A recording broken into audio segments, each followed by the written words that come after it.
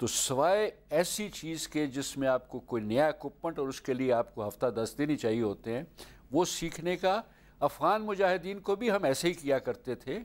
ایک اکوپمنٹ جب ان سے لیا گیا اس میں ایک کور ہماری یا کچھ افغانس کی ٹرین ہو گئی، اسٹنگر جیسی چیز کے اوپر چند دن کی ٹریننگ کی گئی، اس کے بعد لوگوں کو چھوڑ دیا گیا کہ وہ کیا پرفارمنس کرتے ہیں. میں آپ کی بات میں مخل ہو رہا ہوں، لیکن جو آپ نے بات کی اس کو صرف کروبوریٹ کرتے ہوئے میری جب بات ہوئی اپنا I G F C N W F P سے، جنرل طارق خان سے، جو کہ آپ کو پتا رسالے کے بڑے تکڑے قسم کے افسر ہیں، تو انہوں نے بھی یہی بات کی کہ ایف سی کو کیا ٹریننگ جو ہے وہ دے سکتے ہیں، ہم تو کہتے ہیں ہمیں ایکوپمنٹ دیں آپ.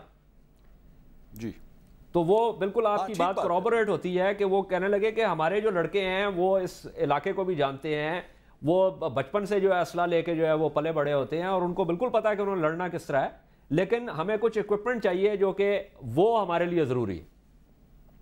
تو ابھی یہ بات بالکل کلیئر ہو گئی اجاز حیدر کہ یہ ان کے جو مختلف کام ہیں، جو کہ میں نے کہا کہ کچھ تو لیجیٹیمیٹ جینون، کچھ پروفیسر صاحب نے گنا دیے، جو نہیں ہیں اس کے متعلق نہ صرف شک ہے، مجھے تو بہت اچھے سے اس کا یقین، اور میرے جیسے لوگوں کو بات بھی کرتے رہتے ہیں کہ دیکھیے جو ان کا وہ ہے ایلیمنٹ جو کہ پھیل جاتا ہے انٹیلیجنس کی خاطر ہی نہیں بلکہ ایسٹس بھرتی کرتے ہیں اور جہاں پر ضرورت پڑتی ہے ان کو پھر استعمال کیا جاتا ہے.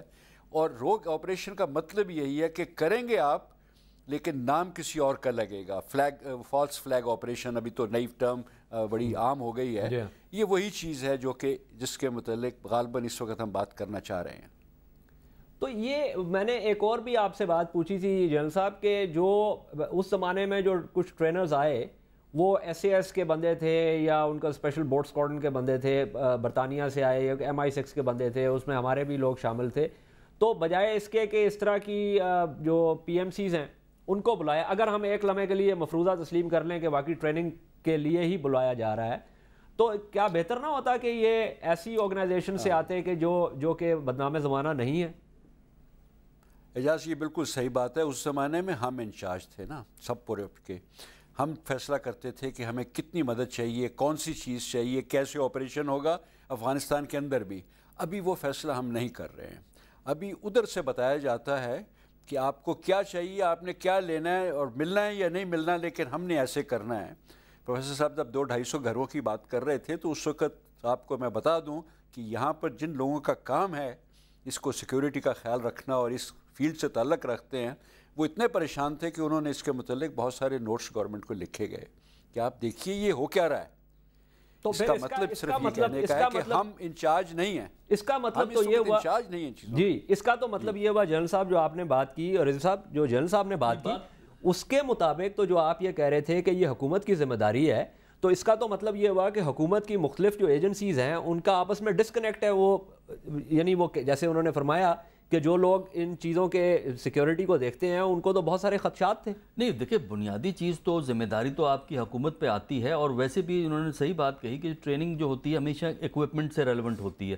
آپ انیشل ٹریننگ دیتے ہیں، اس کے بعد آپ کے اپنے بندے جو ہیں آگے ٹریننگ دیتے ہیں. باقی رہا یہ امریکہ سے آ کے کوئی آپ کو درختوں پہ چڑھنا تو نہیں سکھائیں گے نا. یہ ہمارے درختوں میں خود چڑھ سکتے ہیں. یہ ٹریننگ تو ہماری آرمی کو بڑی اچھی ہے اور پیراملٹری والوں کو بھی ہے. بنیادی طور پہ ہمیشہ نئی ٹریننگ جو ہے وہ ایکوپمنٹ ریلیٹڈ ہے یا کوئی کانسیپچول چیزیں، 2-4 باتیں آپ کہہ سکتے ہیں. اس کا مطلب آئیں ٹرین کریں اور وہ چلے جائیں. تو اتنا طویل عرصہ جب رہتے ہیں تو پھر اس سے شکوک پیدا ہوتے ہیں، اور ان شکوک کو رفع کرنا امریکہ کا کام نہیں ہے.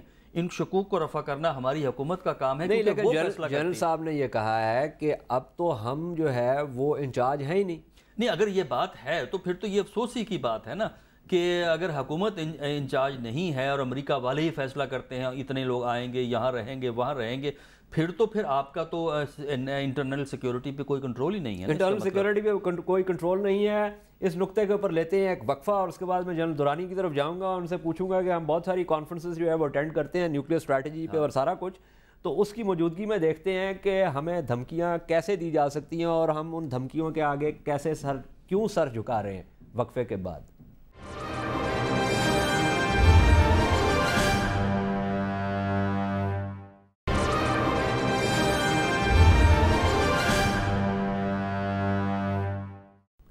سیاسیات میں خوش آمدید. امریکی سیکرٹری دفاع رابرٹ گیٹس کے بلیک واٹر کے بیان کے حوالے سے گفتگو کر رہے ہیں. شریک گفتگو ہیں پروفیسر ڈاکٹر حسن عسکری رضوی اور اسلام آباد میں جنرل اسد دورانی. جنرل صاحب، یہ جو بات ہے دھمکی کے حوالے سے آپ نے کی، جس زمانے میں پہلی جنگ ہو رہی تھی اور جس میں ہم نے یہ فیصلہ کیا تھا کہ سب کچھ ہمارے توسط سے ہوگا، اس زمانے میں ہم نے ابھی تک اپنا نیوکلیئر معاملہ جو تھا وہ شیلف پہ نہیں رکھا ہوا تھا. اب ہم نے شیلف پہ رکھ دیا، اس کے باوجود جو ہے ہم دھمکیوں سے مرعوب ہو رہے ہیں. ہاں، اب یہ دیکھنا ہے کہ یہ کون سی دھمکی اور کس کانٹیکسٹ میں مل رہی ہے.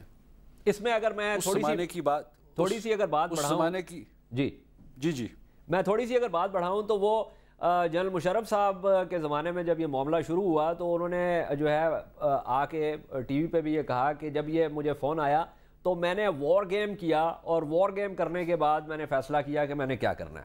یہ نہیں انہوں نے بتایا کہ وہ وار گیمنگ انہوں نے کس کے ساتھ کی، تنے تنہا کی یا کچھ لوگوں کو بٹھا کے کی. ایک تو یہ جو ہے نا معاملہ تھا.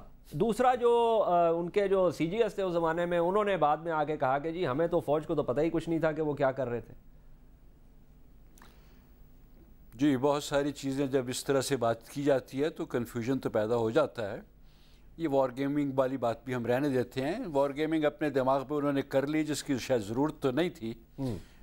جو مجھے یاد پڑتا ہے اس کانٹیکسٹ میں کہا گیا کہ ہمیں ایک دفعہ لڑائی کرنی پڑ جائے ایک ہی وقت میں امریکہ اور ہندوستان سے تو ہم کر سکتے ہیں یا نہیں کر سکتے ہیں. اس کے لیے بہت لمبی چوڑی وار گیم نہیں کرنے کی ضرورت ہوتی. لیکن فرض کریں کہ آپ نے اپنے ساتھیوں کے ساتھ مل کر یہ کر بھی لیا، دیکھ بھی لیا، تو سب سے جو پہلی چیز ہوگی کہ جی ہم کہاں تک لڑیں گے، کیسے لڑیں گے، نیوکلیئر تھریش ہولڈ کیا ہوگا، وغیرہ وغیرہ. لیکن ہم اس بات پر ابھی آ جائیں نا کہ آج کل جب ہمیں دھمکی ملتی ہے تو کس سے ملتی ہے اور کس کانٹیکسٹ میں ملتی ہے. اور یہاں جو میں ابھی ایک بطور ایک سابقہ پروفیشنل کی اگر بات کرنا چاہوں تو یہ میں بتا دوں کہ ہمیں ابھی بہت زیادہ ہر ایک چیز کے متعلق زوم ہو جاتا ہے کہ چونکہ نیوکلیئر ہے تو اس کے بعد ہمارے ساتھ کچھ ہو نہیں سکتا. یہ بات غلط ہے. بہت کچھ ہو سکتا ہے. نیوکلیئر اپنا جو ایسٹس ہے ان کا ایک خاص رول ہے. وہ آپ کو کئی چیزوں سے نہیں بتا سکتے.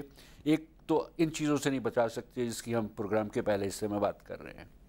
دوسری، اگر ہم نئی دھمکی کی طرف آ رہے ہیں ایسٹرن فرنٹ کی طرف، تو یہ تو سچی بات تو یہ ہے کہ نیوکلیئر جو انوائرمنٹ کے اندر آپ سے پہلے بھی ایک آدھ دفعہ بات ہوئی کہ جو لمیٹڈ وار ہے وہ ایک پاسبلٹی ہے. اور وہ اس لیے ہے ان حالات میں، اور اس لیے دھمکی ملی ہے کہ ایک تو ہمیں پتہ ہے، دونوں سائڈز کو پتہ ہے، ہندوستان اور پاکستان کو، کہ ہم اگر شروع بھی کریں گے جیسے کارگل کیا تو ہم اس کو کنٹین کرنے کی کوشش کریں گے. اور دوسری جو مجبوری ہے ہندوستان کی، اور جہاں مجھے بعض دفعہ ان سے یہ ہمدردی بھی ہو جاتی ہے کہ وہ بیچارے کریں کیا. اگر ممبئی جیسا ایک اور اٹیک ہوتا ہے تو کیا کریں؟ بیٹھے رہیں پھر ڈوسیز کو ایکسچینج کرتے رہیں، یا اپنے لوگوں کو بتا سکیں کہ ہم جی کچھ کر سکتے ہیں. اور وہاں پر یہ کولڈ سٹارٹ اور یہ لمیٹڈ وار والا کانسیپٹ بالکل صحیح طریقے سے کانٹیکسٹ میں بیان کیا جائے تو ہمیں اس کے متعلق سوچنا ہے کہ اگر ہمیں خدا نخواستہ کسی اور نے، بعض دفعہ تو روگ آپریشن کی بات دوبارہ کروں، خود بھی کرایا جا سکتا ہے، لیکن فرض کریں کسی تیسری پارٹی نے کر دیا وہاں پر، تو ہندوستان کا ریئیکشن کیا ہوگا، ان کی سیاسی مجبوری کیا ہے. یہ رابرٹ گیٹس صاحب وہاں پہ یہ کہہ چکے ہیں دلی میں، یہاں آنے سے پہلے انہوں نے یہ بات بالکل کی ہے. میں ذرا ڈاکٹر رضوی کی طرف جاتا ہوں. میں مسکرا اس لیے رہا تھا کہ میری ایک جو ہے وہ اختلاف چل رہا ہے جنرل دورانی کے ساتھ اس لمیٹڈ وار کے معاملے پہ، لیکن وہ اس پروگرام کا حصہ نہیں ہے، اس لیے اس کو تو فی الحال ہم چھوڑتے ہیں. لیکن انہوں نے جو بات کی وہ بہت قابل غور ہے کہ کون سی دھمکی، اس کا سیاق و سباق کیا ہے، اس وقت حالات جو ہیں وہ مغرب میں کیا ہیں، ہمارا اندرون خانہ معاملہ کیا ہے، اور اس میں اداروں کا جو فنکشننگ ہے اس کی ہم آہنگی کا کیا معاملہ ہے.